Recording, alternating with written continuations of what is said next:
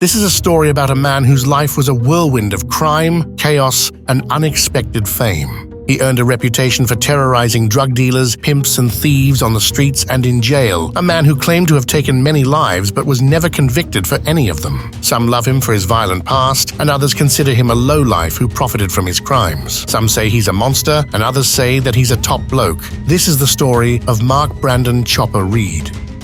Mark Brandon Reed, or commonly known as Chopper, was born on November 17, 1954, in Melbourne, Australia. His mother Valerie was from Brisbane with a strong religious background, and she moved around a lot with her preacher father before settling in Melbourne. Mark's father Keith was from a small town in New South Wales and had some British and Chinese roots. He served in World War II and later met Valerie at an army event in Melbourne. They hit it off, got married in 1953, and Mark was born soon after. Mark claimed that when his mother got pregnant with his sister Deborah, she couldn't handle him as a baby, so she sent him to a Methodist babies' home for 18 months. When his father returned from service, he was furious and brought him back, but Mark's mom would later deny sending him there. When Mark was around 2 years old, his parents started falling out of love, but decided to stay married for the kids. This only led them to becoming more hostile to each other over time, and his father spent most of his time at work because he didn't want to deal with his wife. Skipping ahead to 1967, when Mark was 12 years old at that point, his father Keith retired, which meant that he was home full-time, and whenever Mark would act up, he would beat him with a belt and then lock him in the bathroom where he'd sleep on the floor. This made Mark very resentful, and he began to lash out with anger and violence of his own.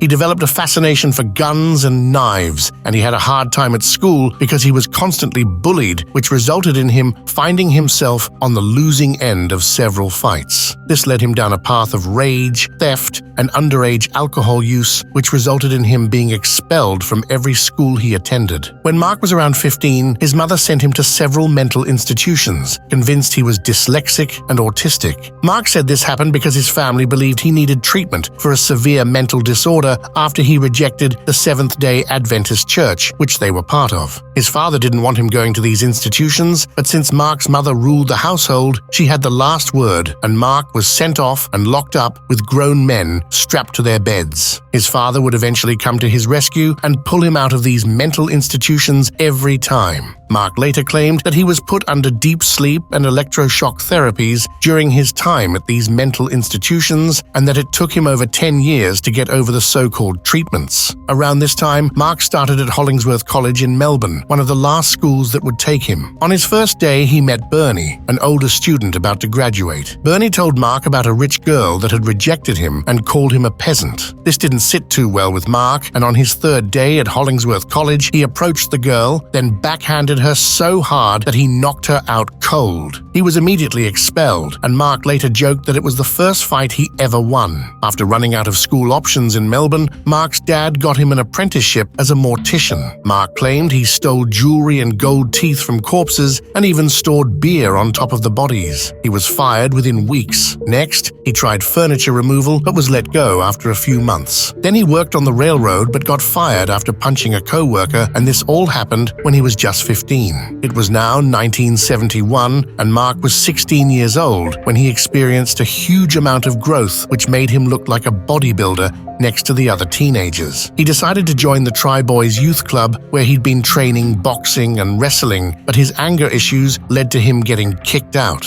His father saw the size of his muscles as an opportunity and got him a job as a bouncer in Melbourne. But in May 1971, he was arrested for breaking into the club to steal booze and money. This was his first offense, and he was set to receive probation, but his mom didn't allow him to come home, so he became a ward of the state and was sent to the Turana Boys' home. After 5 months, Mark was allowed to return home, and during this time, he supposedly started the Surrey Road Gang, which included guys like Johnny Cowboy Harris and Dave Epstein. The gang quickly grew to over 20 members, and they were involved in petty crimes, shootings, and stabbings in the streets of Melbourne. In one incident, Mark and Johnny were caught stealing a woman's panties, and she shot at them with a .22 revolver. Apparently, Mark was hit in the ass, and Johnny had to dig the bullet out with a knife. The gang also had a violent run-in with a rival gang from Richmond, and this time, Johnny was the victim. During a brawl, Johnny Cowboy Harris was stabbed in the neck with a broken bottle and bled out. With no family to claim Johnny, Mark and Dave took his body to the countryside, burned it on a pyre, and scattered the ashes. However, Mark's old school friend Bernie says the Surrey Road Gang might have never existed, and he claims it was all made up by Mark to impress others. According to him, there were no gang fights, and Johnny Cowboy Harris is still alive. No one from the alleged Surrey Road Gang has come forward to confirm or deny Mark's stories. Unlike Mark, they've stayed quiet about their pasts, and while Johnny Cowboy Harris was a real person, he disappeared after the supposed bottle incident, never to be heard from again. Mark would even claim that the first time he took a life was in 1971 when he was only 17. It was an organized hit on Union leader Desmond Costello, who was involved in the waterfront wars of 1970s Melbourne among the painters and dockers. Costello was abducted and blasted with a shotgun and dumped in a freeway excavation. The police were able to find the body but never linked Mark to the shooting, and while there's nothing that disproves Mark's claim about him taking out Desmond Costello, it leaves a possibility that he just picked an unsolved case and claimed it. On December 17, 1971, Mark and Bernie went to a dance in Croydon, where they saw 6 bouncers beating up a friend. Mark jumped in to help, not realizing the bouncers were off-duty cops. They beat him, arrested him, and charged him with assault and foul language. He was charged and sentenced to 3 months at Pentridge prison, his first time behind bars. While inside, he claimed to have attacked someone in the shower using a shiv for disrespecting one of his friends, and despite this attack, he finished his 3 months in Pentridge without any extra time added to his sentence. When Mark got out of prison, he moved back in with his parents and took a job as a gardener. He spent his free time with his friends, Bernie, Jeff, and Norm. They gave him the nickname Mad Mark, or the Madness, due to his frequent habits of getting into fights. When someone gave him the wrong look in a restroom, he'd sometimes end up smashing their face into a urinal. One night at a pub, he met a man bragging about carrying $2,000 in cash. What do you think happened next? Let's just say the guy woke up in the alley with his pockets emptied. In 1973, Mark's life changed when his parents split. He moved in with his dad Keith in South Yarra. For his 19th birthday, he threw a party, but only 4 people came, and his friends would later claim that his violent, drunken behavior kept people away. By 1974, he pushed away his old friends Jeff, Norm, and Bernie. He then started hanging around with Mad Charlie Hegialgi, who he met at Pentridge prison. Some people believe that around this time, Mad Charlie was the one to give Mark the nickname Chopper due to his violent lifestyle. It's also worth mentioning that Mark later claimed that his father started calling him Chopper when he was 6 or 7. The nickname came from a bulldog from a 1960s cartoon, but there's no record of his friends being aware of this nickname before 1974. On September 6, 1974, Mark, Mad Charlie, and a few friends went to a massage parlor in Armadale. Mad Charlie freaked out when he realized his masseuse was a man and punched them in the face. Mark rushed into the parlor, held a knife to the masseuse's throat, and then they robbed them of $160. Mark would later claim that they hit several parlors that night and stole $1,000 in total. That same month, Mark was hanging around at the Dorset Gardens Hotel when he attacked 2 cops who were laughing at him. They restrained him and saw that he was armed with a homemade knuckle duster.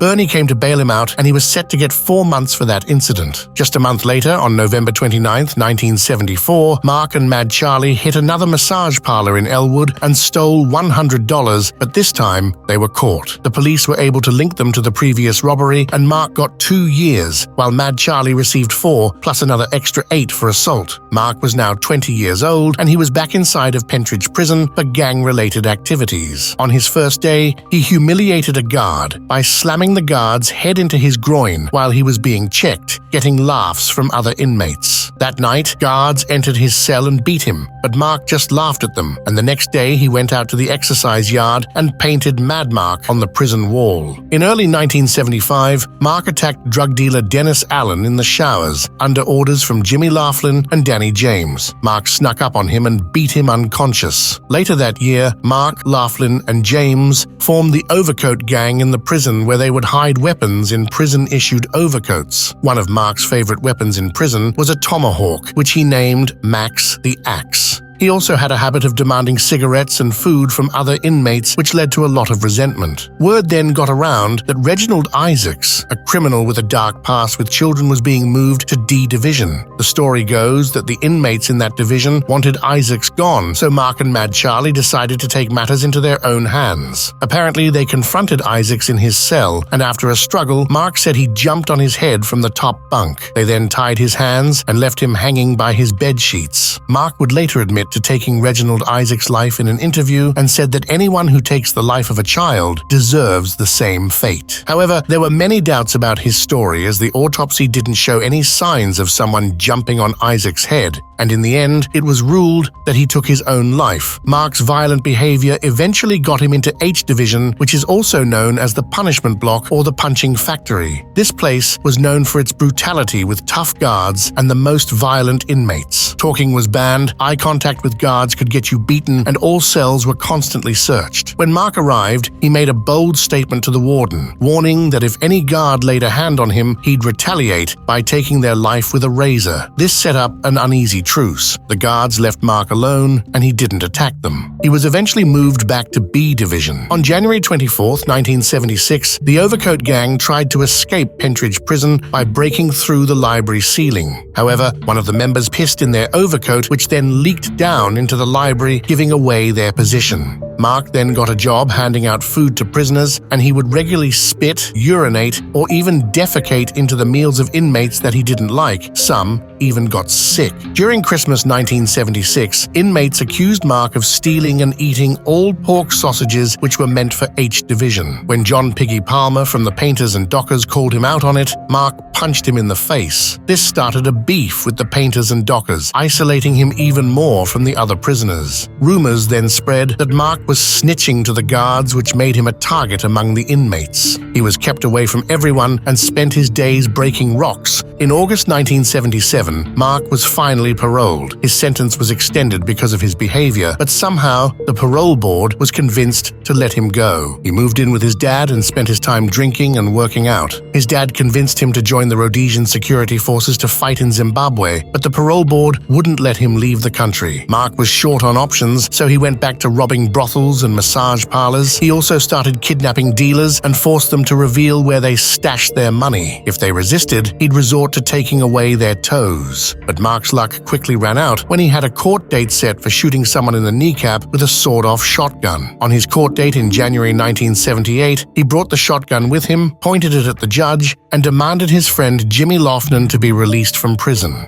Once again, Mark was sent to Pentridge Prison, but this time he was placed in H Block because the guards didn't trust him in any of the other divisions. He knew his days were counted since he had made lots of enemies who had friends on the inside of the prison. The only protection he could rely on was the Overcoat Gang, which had grown to 12 members by 1978. But the trust within the gang was shaky, so Mark hatched a plan, and on February 12, 1978, he asked Kevin Taylor to cut off his ears. Once both of his ears were off, he told the guards that he had done it himself, and they rushed him to the hospital while he was losing lots of blood. The doctors spent hours trying to reattach his ears with no success. As a result, Mark was sent to the psychiatric ward in G Division for 9 months. His plan worked and likely saved his life. In May 1978, Mark went to trial and learned that after serving a minimum of 11 years of his 14-year sentence, he would be 34 years old, having spent most of his 20s behind bars. By late 1978, Mark was back in H Division. He and Jimmy Loughnan tried to escape by cutting a hole in the fence, but the prison was locked down. Mark had Jimmy slash him a few times before getting caught in the hopes of getting out of H Division. He would then try to fake insanity, claiming to be Genghis Khan, but that ended up with 6 extra months of prison time. Eventually, there was a $10,000 hit on his life, and Jimmy Loughnan tried to claim the bounty by betraying him and stabbing him in the gut. Mark had to get surgery to get a part of his spleen and intestine removed, and he was then placed in a high-security unit which kept him safe from other inmates. While there, he managed to stab one of the inmates inmates with a pair of tailor shears from the prison workstation. A few weeks later,